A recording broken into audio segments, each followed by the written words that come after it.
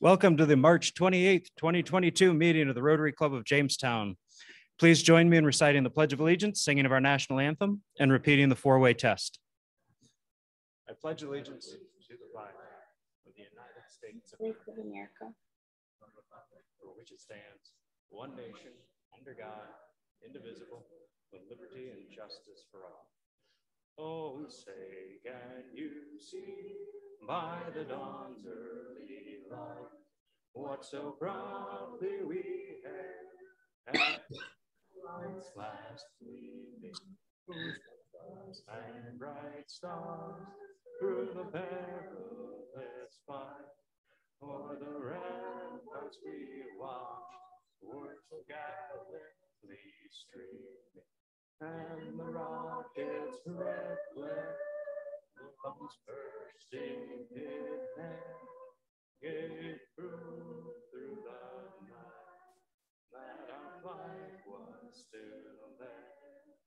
Oh, say does that star-spangled banner yet wave for the land of the free and the home of the brave. Of the things we say or do, is it the truth? Is it fair to all concerned?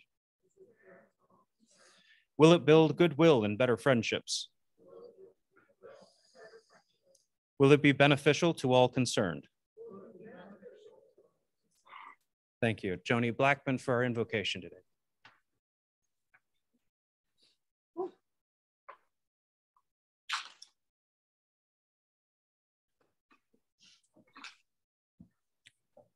Small but mighty group today. Large group on the screen. It's good to recognize how different we are.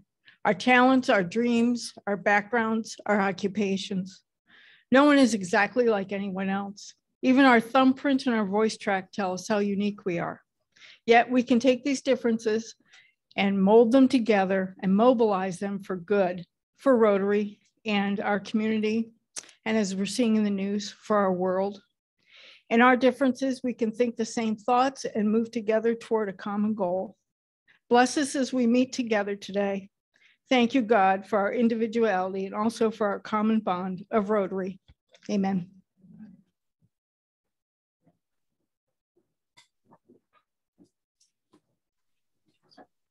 For visiting Rotarians and guests, President-elect John Healy.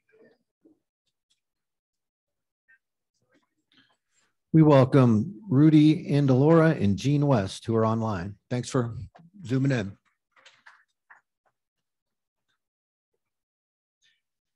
A handful of announcements today. Farch was held last Monday at Moonbrook. Please give a warm round of applause and appreciation to Michelle Jones and the Social Committee. It was another fun-filled event and excellent food. Literacy Committee will have a Zoom meeting this Thursday, March 31st from noon to 1. Again, that's on Zoom. So if you need a link, please reach out to Diana Meckley. And Ruth Lundeen, playing many hats today, as always. A few announcements.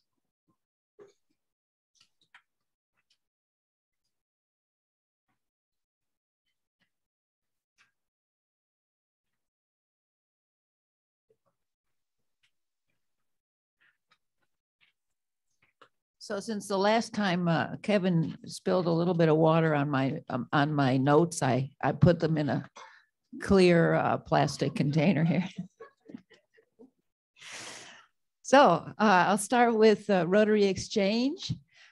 Please, this is a reminder that we are looking for 3 host families for an exchange student for the 22-23 school year.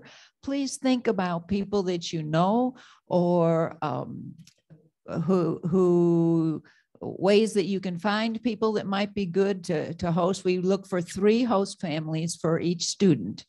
And we're focusing on Southwestern, but Bemis Point is also, Maple Grove is still in the running. So please think about people that might make good host families for these students. They don't have to have a student in high school, but it helps. It helps with the familiarize, anyhow, getting to know the town. This is a fabulous opportunity to get to know someone from another culture and to introduce them to ours. There are 3 host families, as I just said, so about 4 months per family.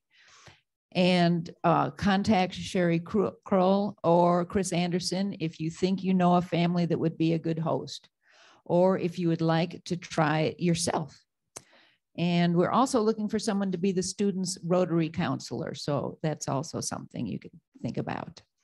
The Vision Committee will be meeting tomorrow at noon, and you can either attend in person or at the Chautauqua Region Community Foundation down in the basement, or via Zoom.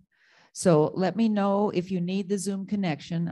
It went out with the agenda. Please let me know if you'll be there in person, because our very own Elegant Edibles will be providing lunch for people who are there in person. I also wanted to say how excited I am to hear today's speaker. We often hear, as members of the Vision Committee, what are we raising money for? And today you're going to hear about a project where we provided some support to another Rotary Club that undertook a huge responsibility of putting together a global grant to the Rotary Foundation. Global grants are provided for projects that are more than $30,000, where there is a partnership between a local Rotary and one where the project is being undertaken. It requires a careful needs assessment in that location, formal one, before it will even be considered. So we're interested today, I am, and the Vision Committee is, both to find out how our money was put to work, but also to learn more about what is needed to do such a project. Finally, diversity, equity, and inclusion. We will be having a Zoom meeting, Zoom only, next Tuesday, or not next Tuesday, Tuesday, April 12th at noon. And anyone who would like to be a part of it, please let me know, and I'll be happy to give you that Zoom connection. Also, you will find on your tables, we wanted the club to know about an upcoming public meeting, March 31st at 5 p.m. Refugees, who needs them? So then that was intentionally a provocative title, because we want lots of people to come and hear about, hear experts talk about the financial, legal, and humanitarian issues involved in the resettlement process. So we want people to come with their questions about the values of refugees to our community. So please help us pass the word for this March 31st at the Jackson Center at 5 o'clock. Thanks.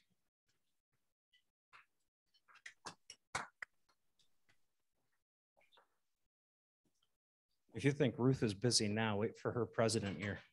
You all are going to be busy.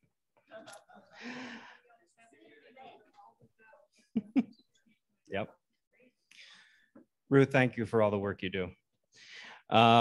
Any other announcements from committee chairs or for the good of the club?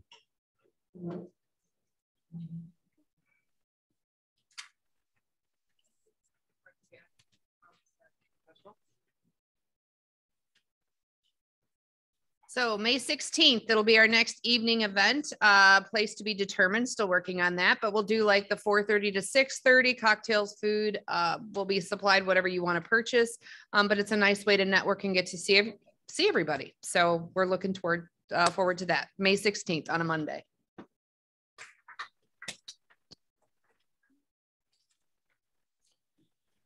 All right, that concludes our announcements. And there is a Rotarian who's promised to put $1 in the fine bucket for not bringing the 50-50 jar back, which got you all out of participating in 50-50 today. They will remain unnamed. But that does get us to fines and happy bucks. Doug Conroe. Okay, when we start with Ruth, that's scouting this by jar. Oh, it was up front. That was my fault. I'll pay for it. I gave it. I thought someone brought that from me. It is good to profit well from the fault.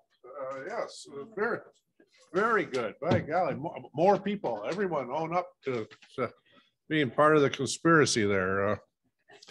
And we're adding a couple more to it here for Vicki and Mark, who have to leave us early today. People that I'm interested in tapping on the shoulder are not here today, but I have a long memory, but that makes it a little more challenging for today. However, Greg Edwards was listed in the paper as number 177 out of Western New York's powerful 250. So I'm sure his associate would like to help out in that recognition. Kathy, thank you. And I believe we have a Nova grad, but not in the audience today. Villanova going to the Final Four. I'm 5 and 1 for St. Bonaventure. And for Bonnie's, okay. And that I was going to bring up, but they're Franciscan. If anyone here graduated from a Jesuit college or university, I'm sure you'd want to put in recognition of St. Peter's that found their way up to the Sweet 16 and beyond. So since we don't have St. Peter's, but it is a Jesuit college, I'm sure that people would like to do that. Thank you, thank you, thank you. Oh boy, I'm starting to run out of things here, but never fear. I always look at the Gazette because a roundabout town pictures people, and Stacy's online, so maybe she can contribute online. I think I need to find her for putting people around about town that I can't find. I am. Because this week's feature was our Farch attendance. So, but I thought maybe Walt was going to jump up and say, I'll take care of it. But oh, good idea, Walt. Thank you. Thank you.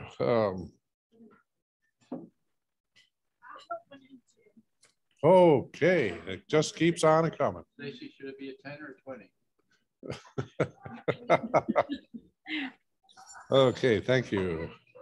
Oh, any history buffs in the room? Diana, you're a history buff, right? There's you know how history repeats itself. On this date, in 1854, the Crimean War came upon us. Who were the parties in the Crimean War? What countries?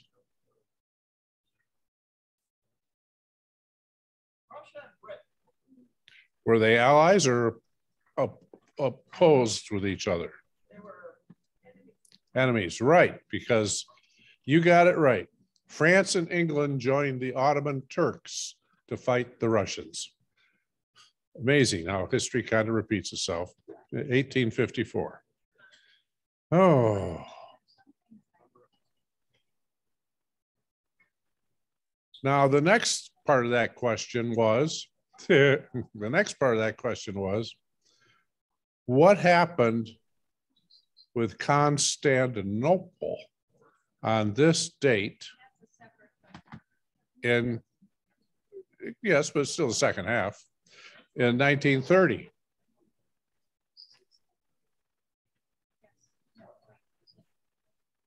She's coming up with it. She's getting.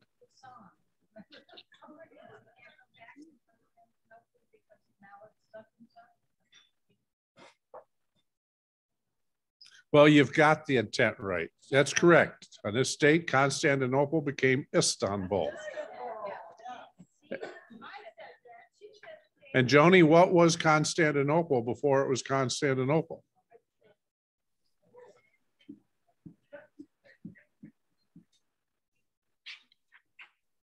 Byzantium.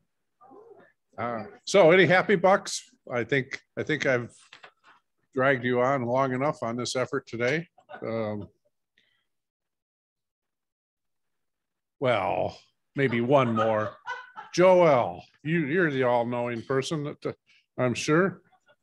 The best picture last night was Coda. I don't know if you stayed up that late to see that. What is CODA?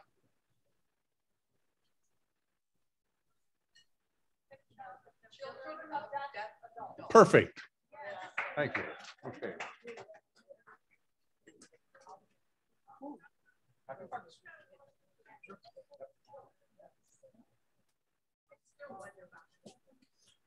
I'll throw a happy buck in for Eric Harvey, who had his second baby girl over the weekend. Mike Roberts has a happy buck.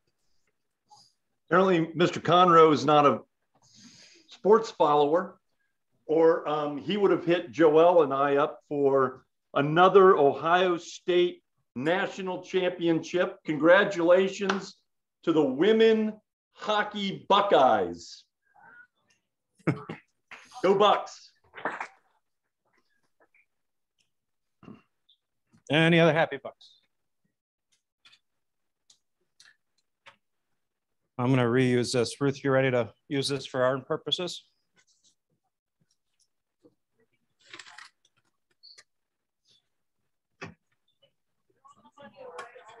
We'll get them a good shuffle. Well, you put that together. So before we draw for the North Main Street sign project, I want to make sure that we thank. All right, moving 100 different directions. I want to thank Ruth especially for helping me with the collection of tickets, helping keep us organized and distributing tickets. Really have to thank everybody who sold tickets, who bought tickets. It was a team effort and we appreciate everybody's hard work. The cursory review, I do believe we got close, if not over our $5,000 target. We'll get you firm numbers on that in the coming week or so. But thank you for a very diligent effort. I was gonna say, I think we're gonna go back. You want to go back there? All right.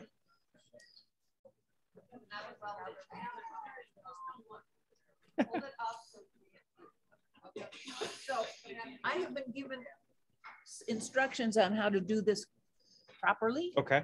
Okay, so we will draw them in reverse order, but we will draw for the $2,000 first so that everybody has a chance for that. Yep.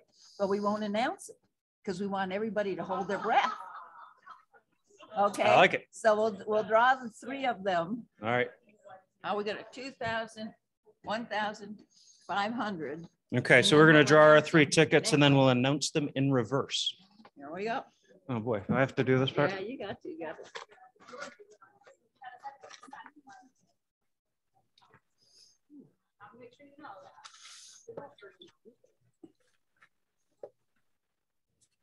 Whoop. That one fell.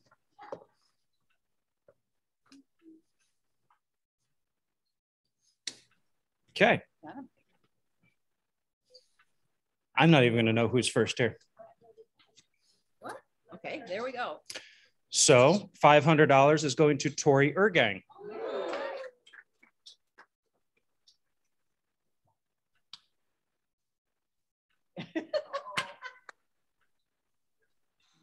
Illegible with no. Now my handwriting's bad, but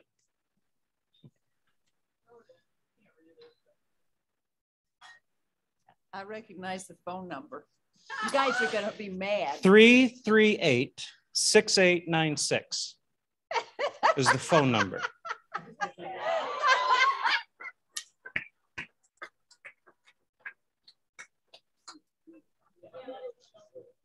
Sally signed her ticket instead of printing.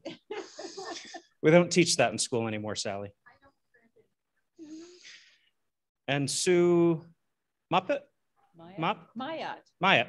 Okay. Sue Maya is the winner of our $2,000 prize. So we've contacted one of the winners, is Tori online. She's not, but congratulations. All right. Thank you. Well, with that, it is my pleasure to have Kurt Young come on up and introduce our guest speaker for today, who's joining us via Zoom.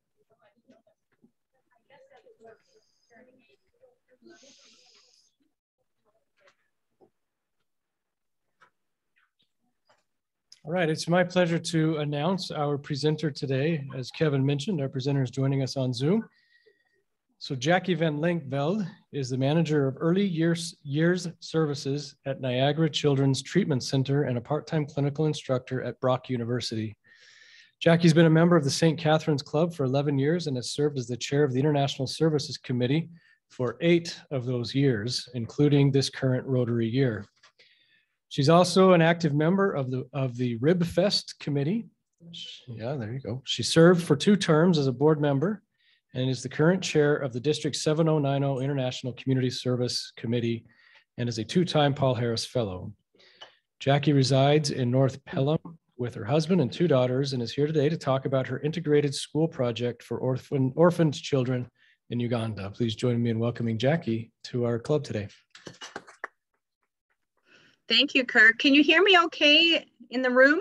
Yep. Great. Can I get permission to access my screen sharing? Absolutely.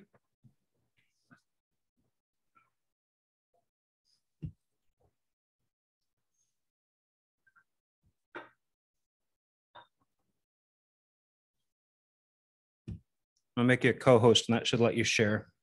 Okay. Should be all set. There we go. Thank you.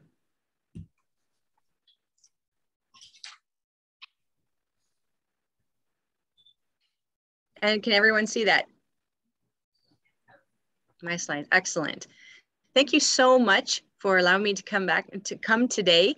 I have to tell you that it's been a whirlwind project that we've been part of. I love the comments from at the beginning of the meeting about the excitement to see the project and talk about why you raise money and where the money goes to. I'm a firm believer in people needing to get excited about a project, especially one like this that I'm super excited about, and then to get feedback to find out where your money went and how it was spent.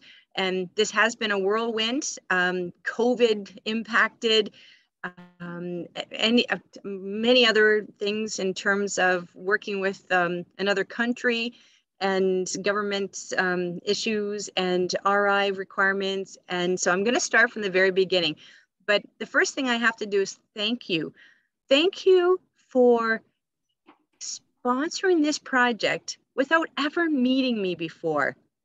Your club saw my description of the project, well, probably 4 years ago now, and sight unseen of me, you agreed to sponsor the project. And I want to just thank you, not just for your support, but for your trust in me to uphold the 4-way test and to do right by this project. So I am exceptionally excited to come and talk to you today so that you can see where we are at with this project. So this project takes place in the Entebbe area of Uganda, which is southwest of the capital city of Kampala in Uganda. It's the Bugiri region. And this is a partnership between clubs in 7090, the Rotary Club of Nakumba in Uganda, and an NGO called the Environmental Women in Action for Development. This is a really unique, integrated, community-based initiative where the NGO has children who are orphaned attending school at a school where children pay to go to school. It was a very unique concept that was started in roughly around 2000 maybe 2000. It's been a while now. And this is Margaret Tuhamwiri, and she is the amazing director of this NGO. Just a real firecracker. I met her because she had a group of grandmothers in Ontario, Canada here, that she stopped by to visit because they were sponsoring and had been sponsoring children at the orphanage for years. And so we have Margaret in the background in the red sweater. Beside her is Frances, who just passed away, unfortunately, in November, but she was a very big advocate for sponsoring and rallied the other grandmothers in the Heritage Village. And in the forefront is Priscilla. And Priscilla, at that time in 2014, was doing a placement. She was in medical school, and Frances arranged for her to come to Canada for a month and stay with Dr. Scott in our Grimsby, Ontario location to get some more experience. So just a fabulous opportunity. Priscilla is now a full-fledged doctor and comes to the school and interacts with the children and tends to the needs of the orphaned and vulnerable children for free on the weekends to give back, because Priscilla was a product of the orphanage, and she has a twin sister named Patricia, and Patricia is an accountant, and she works with Margaret to run the orphanage. So it has come full circle for sure. So the current curriculum of the school follows the Ministry of Uganda education curriculum, but that's a very basic curriculum. And Margaret wanted more for this school. It's a very holistic program teaching life skills, self-esteem, debates, promotion of sports and music and dance and drama. The school has an incredible reputation in the community. And when they found out that there was going to be a new build associated with it, the buzz in the community got very, very large. And really, their focus is to ensure that children are enjoying being children, but are able to learn in a safe environment. So the NGO it takes care of all their feeding, their health, the hygiene, the education, special needs of all the orphaned and vulnerable children. What they found with the orphan children attending school with their community children, they found out that it's really helping them feel not so isolated, and they're seeing the value and the success of that pairing, where the kids are not feeling any different. There's no segregation because there's a child who is an orphan or vulnerable children. They're all mixed together. And there are kids that are coming from out of area that are also staying in the dormitories. So their parents aren't there. They're not walking home. So it's much less noticeable who the vulnerable and orphan children are. But Margaret has seen over the years a vast improvement in their performance and their health, and they're very proud of their own academic achievements. So when I first met Margaret, I asked her what I could do to help, and she said, well, we really need some people to sponsor the children, because they're getting calls weekly for children who have been abandoned in huts, or they showed up on her doorstep and they needed somewhere to go. And I said, that wasn't something that our club was doing. What else did she need? And she said, well, besides a new school, I don't really know right now. So I said, well, talk to me about a new school. What does that look like? So she showed me pictures of the current school that they had at the time. There's no windows, no doors. The roof was leaking. And anytime it rained, school was canceled, because you can imagine the rains that they have during the raining season. So this is the original building that she had. And so I had this really crazy long road to a global grant. When I started fundraising in 2015, I found out that I wasn't eligible for a global grant because RI doesn't fund bricks and mortar. I did not realize that at the time. Fortunately for me, that it took me over a year to fundraise for the money. And so that in January of 2017, RI opened the doors for a one-time project called Simple Schools Build. And so they were opening the doors for a 2 to 3 max classroom size school to be built with RI matching dollars. And so I was super excited at that time and wanted to make sure that this was really going to be something that was sustainable, that was actually, the need was there, that I could trust the people on the other end, who I only had met Margaret once and didn't know anybody from the Rotary Club. So I took a trip to Africa in March of 2017, and I met with the Rotary Club and presented the idea of doing a joint global grant with them. And they were so ecstatic. They're such an amazing club, and I'll give you a little bit more detail about them in a minute. So we started the application in May of that year when I came back, and then it took a year to complete it and get it submitted, just because there was just so much red tape to get through on the Uganda side. So here are all the clubs that donated, the 14 partners in 7090, with your club generously giving $2,200 at that time. So I raised in total $37,000, and through the process of the global grant, turned that into $84,000 US. So that includes a contribution from the Rotary Club of Nakumba with their district matching grants, and then all of our district matching grants. So the power of Rotary is just exponential for what you can achieve if you're willing to put a little sweat equity into doing the presentations and promoting something that you really believe in. So the global grant was accepted in 2018, and we didn't receive the first funds until February of 2019. So we started in March, and we had all kinds of stipulations according to the RI rules. We had to set up, we had to do a risk assessment. We had to establish committees on the ground, education and training. So there was some preliminary work that we had to do. And then in July of 2019, they had a groundbreaking ceremony. And by January 1st of 2020, they were planning for the official opening, and the school was 80% complete at that time. The cadre showed up from Italy, from RI. So the cadre is someone that comes to review the grant to make sure that everything was fulfilled and up to par. And he raved about the Nkumba Club, the Rotary Club, saying how impressed he was with their commitment to helping their own, which is something that was very evident to me as well, that they were just so excited to take on projects that were going to help particularly their young and vulnerable children when it came to education, but also their a testament to their fiduciary responsibilities and their stewardship of the project. The cadre was very impressed with that. So that made me feel really good as well. So now we're into 2020, and boom, school was open for a whole 4 weeks, just trying to get things settled. It wasn't even 100% completed, and everything stopped. So after 4 weeks to shut down.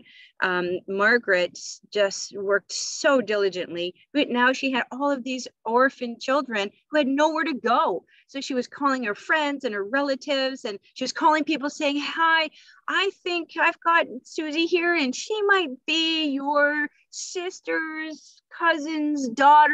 Any chance you would take her for just a little while this COVID thing is happening, so that we could get through this?"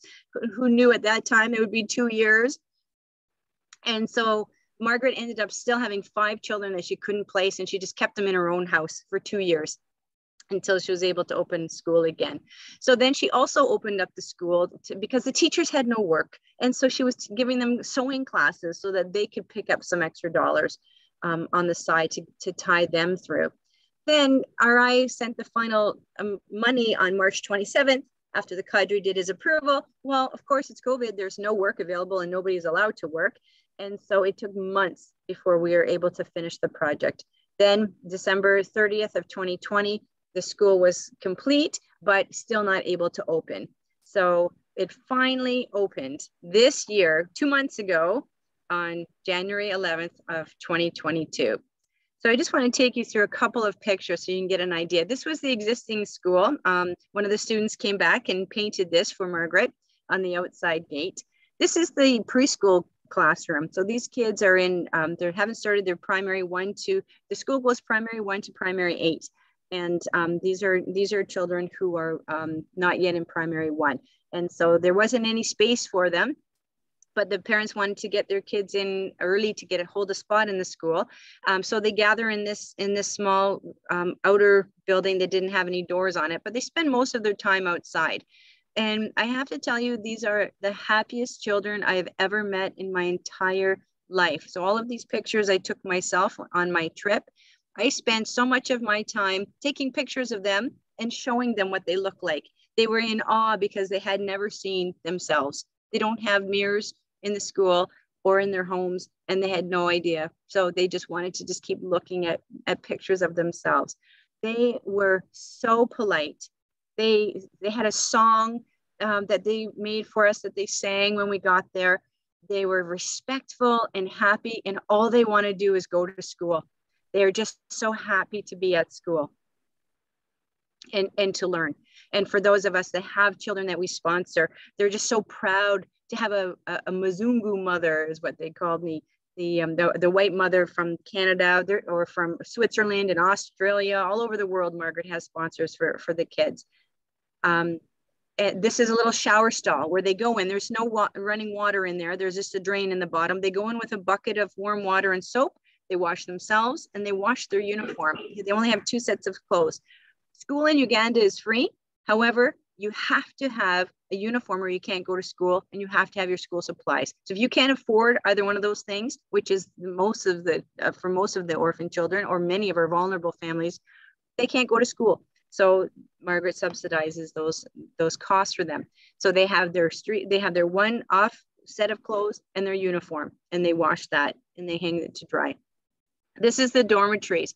It got the school started to expand so much that they used to have a boys and a girls, and they had to move the boys. They got some donated space at an army barracks so that they could make more room for the girls. You can see the trunks on each of the beds. This is everything they own in their entire life is in one of these trunks. They have nothing and they want for nothing. It was incredible for me to see. This is the kitchen area from the old school where they eat cassava or beans every day to make sure they're getting their protein. Margaret has an egg program. They get eggs a couple times a week, hard-boiled egg, as well as fresh fruit and vegetables. That's just the kids lining up at lunchtime. So I asked Margaret what I needed to bring. What could she use the most? And she said, we really need shoes, because part of the uniform is the kids have to wear black shoes. And there were many kids that didn't have shoes or their shoes were worn out. So it was one of the happiest days of my life to bring 2 suitcases of black shoes and have the kids line up and get a new pair of shoes. They were ecstatic, happier than any child I'd ever seen on Christmas morning. Well, that day quickly turned into the worst day of my life as I looked at my suitcase and had no more shoes left. And there was still a lineup of kids out the door that didn't have shoes. So we were leaving the next day to go up 16 hours north to a private high school. And so before we left, we had the principal make a list for us. Margaret and I stopped at the market, and we picked up another 20 pair of shoes with some funds that were given to me for fundraising. To whatever I thought what the need was. Well, that came in super handy, and we were able to send them back to the school that morning. And the principal had written us a list of anybody who was left that didn't get the shoes, and Margaret's got that in her hand there. And so we counted to make sure that we purchased them all. It was phenomenal. Then we went up north to see some of the kids that had graduated from our school, the orphan children that were academically inclined enough to go to a private high school. If you want to get to university, you need to go to one of the private high schools. Being at the local local high schools is more for children who are going to be in the workforce. Just wanted to comment on the Rotary Club a little bit. I mentioned earlier how outstanding that they were. So what happened was, in the course of preparing to write the global grant, Margaret was approached by a builder. And Margaret had a small office with a coffee shop down below that she used to generate funds for the school. And it just happened to be in a very prime location, such that she had a builder come and asked her if they could purchase it. So she moved the office into her home, and then she bought this 4-acre piece of land, which is phenomenal. You can see Lake Victoria in the background. And it was at that time, when I saw it, it was filled with, it used to belong to a church, and they had all kinds of crops on it, corn and beans and sugar cane and mango and avocados. There was a caretaker there who looked after the property for the church. And this is the Rotary Club of Nakumba coming in. So this is where the caretaker stayed in the little building on the property. And we all went in to have a look to see where we were going to build, and they staked it out for us. So the Rotary Club meets on Tuesdays, and they have an incredible fellowship. They don't do lunch or suppers. They drink. Everybody has a drink, and you get one piece of dessert. So I had this phenomenal banana bread, and then my classification is literacy, and so I did a presentation for them on how to promote literacy in their preschool children. Their average age is 35. They're an extremely active, hands-on club, newly chartered just in the early 2000s, and they were commended by RI, did a big write-up on them for how many projects they had achieved within their first 3 or 4 years of being chartered. So just a phenomenal, active, fun club. But as I drove around the country, I couldn't believe the president. I'm so proud to be a Rotarian, to see these signs about different clubs in different cities and where they're meeting and the work that Rotary was doing. Just so impressive.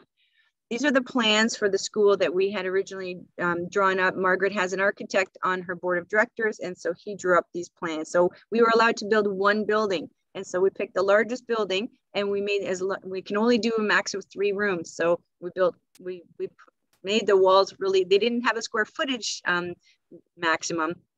So we just made them as big as we can, knowing that down the road we could add some extra walls to it. Just some quick pictures of the countryside I want to show. I had no idea I was on the equator. I thought that was pretty cool. It was just phenomenal. Just that there's a tea plantation. Pineapples do not grow on trees. I did not know that. They grow in bushes. I'd never seen a pineapple. The sugar cane, coffee beans drying in the sun. And this so impressed me. All over, we saw women walking with wares on their head for miles. There was nothing else around. This woman was in a field hoeing potatoes all day and carries a 20-pound bag of potatoes home on her head. We didn't see any men doing this. I don't know why, but for sure it was the women. Everywhere we went were carrying loads. Then we went to the park. We saw some of the wildlife. It was just incredible. No fences, just hippos and warthogs and elephants and hyenas, all walking around in the park. These wild buffaloes. It was beautiful. But I think one of the things that really will never leave me is the amount of poverty, and how the poverty is just right there, one street over to a subdivision that looks like something I would see here in Canada. It was really incredible to see how many people were out on the streets selling their wares, houses with no electricity, no running water. It was really a culture shock for me. You can see the woman sitting out front there in her little round shack. Very common sight here to see grandmothers raising, there's 2 children there on the left, one in a yellow shirt on the ground, raising children because the children's parents have passed due to AIDS. It was very common in Uganda. But you see these kids walking for miles. We're driving down the road, there's nothing around, and you see these little kids with no shoes on, just walking, but so happy. Then there's the water. You see these yellow jugs, and it's so impressive to see how far people are walking to get clean water. And you can see these wells that are built by fellow Rotarians around the world, people lining up with their yellow jugs just to get the clean water. Unfortunately, you still see this. Margaret stopped the car to point out that this woman would be taking runoff water out of a ditch that would be contaminated and that would make her sick. And so we kept seeing that along the roads as well. So just one more push for those WASH projects that we're doing through Rotary, and the good, to see the good that they're doing across the country was just, again, a proud Rotarian moment. One slide about the traffic, it was horrendous. There were no stop signs, no stop lights, never saw a speed limit sign. These motorcycles, or boda-bodas as they call them, were just everywhere. Zooming in and out, sometimes there's just no lines on the road. It was very dangerous. And this was, we were having a bottle of wine one night, and I noticed this inscription on the back of the bottle of wine: "Don't drink and walk on the road, you may be killed." So you need to really make sure that that's how scary the traffic is there, that they're warning people who are walking. This was the groundbreaking invitation that was sent out for the official shovel in the ground. This was the first layer. Oops. And this was the district governor came. Margaret said that the attendance was incredible. The excitement from the community as people showed up to see what was going on. They got a lot of publicity for that one. They put this huge sign at the main road to Kampala so that people could see. So this is the original build this is the building as of December of 2021. Margaret sent me this one. And then just in January, they painted the outside of the building. And then I think it was the 11th or the 21st of January, they had their first official school opening day after COVID just a couple of weeks ago. So it was just, I was so happy to get that picture and hear how successful it was. So we have a little bit of work to do still. It's taken this many years to get where we're going, and with all the stops and starts, we're still committed to this project.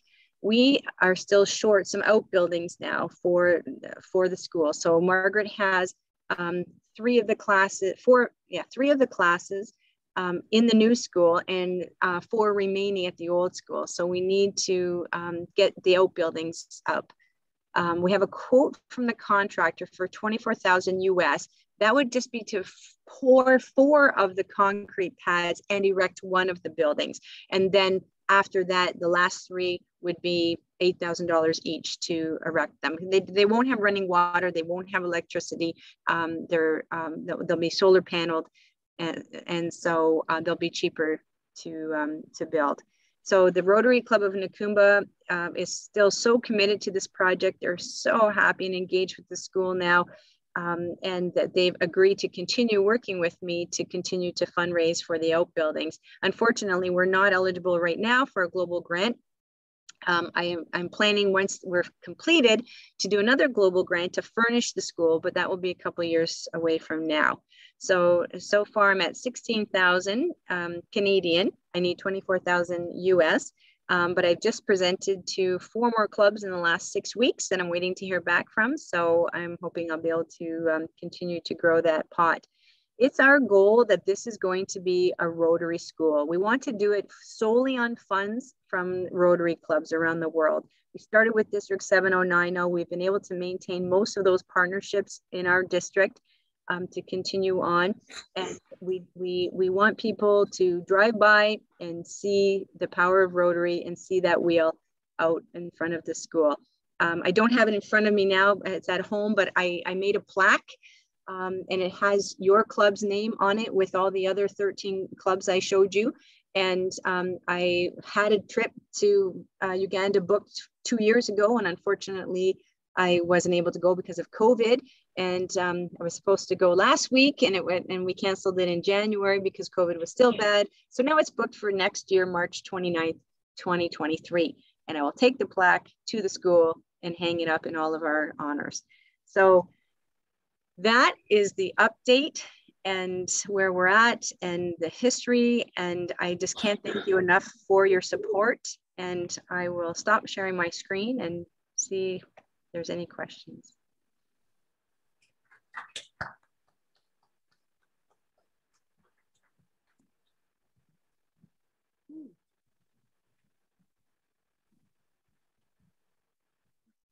I just guess I was wondering what the ratio is of the orphaned kids to the paying kids in the school. Do you know?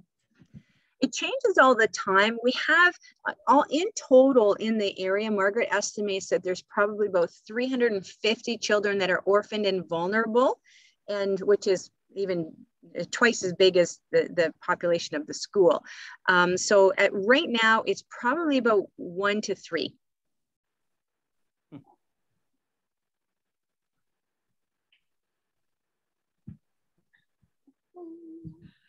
I was curious, you said that they take a bucket of water into a building and then wash themselves. Are there any plans for facilities in the project? You know, washing, latrines, those kind of facilities? Absolutely. One of the buildings inside the main part of the school will be converted into because there's running water in there. We need to make that into a larger bathroom area, and then also we need to fix up the areas in the dormitories because there weren't currently adequate facilities there, and that's where we need to also do some work in there as well. Good question.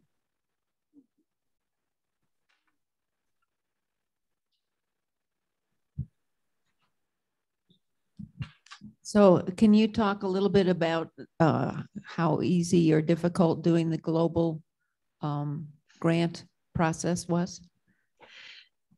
Yeah, the Rotary Club of Nakumba had already had a number of successful global grants, so that made it easier for us because they had some experience, and I had gone through the training process on our end because we had to be able to go through the to be eligible. And as I said, it took just over a year to do it. And so when you're looking at things like we had to get square footage approval, we had to get soil testing, all of those environmental things, they were really slowed down because of red tape through the government in Uganda, and there was nothing I could do. I had to rely on the Rotary Club of Nakumba to do that part. And so they were constantly staying on top of government officials. Same thing with the Ministry of Education. Things moved there extremely slow, and we had to get documentation from them about first the sustainability part of, because they do get a portion of funds, not very much, but a portion towards the teacher salaries. And so we had to make sure we got approval from them for the grant, and they had to prove the additional curriculum that they had. It was very laborious, and so I was able to do more work on the design element. The budget element I needed help with because they're costing things in Uganda that and then we had a separate committee that was made up of members of the NGO and the Rotary Club just to double check all of the quotes. We had to have systems in place to ensure that the money wasn't going to be lost or stolen or disappear somewhere. So all the checks and balances that, thank goodness, the Rotary Club of Nakumba helped out with. And so I think the biggest message is that if you're going to do a global grant, one, there has to be a Rotary Club on the other end that you trust and that has had some experience in doing this. Because if we hadn't had all of our ducks in a row and to take that time to get through the process to really iron out every detail about what it was going to look like when we got the money, this had so many opportunities that it could have fallen apart, and it didn't once. We had a couple of slowdowns, but they kept the ball going. Does that answer your question? I think you've already answered some of this, but maybe you could say a little more. Once everything is in place, the ongoing costs of operation for years to come, where will you go for that? Yeah, so as I did say, yeah, there is some funds that go through from the Ministry of Education for sure. Margaret has her own fundraising efforts. The Rotary Club of Nakumba is a sponsor for her. She's exceptionally frugal. And I think for me, my biggest worry when I started this was sustainability if Margaret retired as the director, because she has these different pockets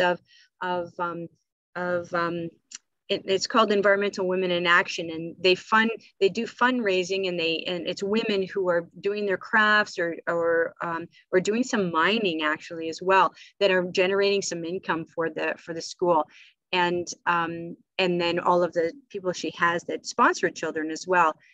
It's the Rotary Club of Nakumba also wouldn't engage in the partnership until they reviewed their financial books to look at sustainability and to see make sure that they were above board. And for me, the most exciting piece is the sustainability of the director. And so Margaret's not that old yet. She's probably in her late 50s, but to have Patricia there and to meet her, a young girl who's so keen, who grew up in the system, who is just ready to step in whenever Margaret retires, so that we're good for the next 40 years. In the hands of somebody who is passionate to make sure that the school is sustainable. So all of those elements together really helped me to believe in this project. Any questions from Zoom?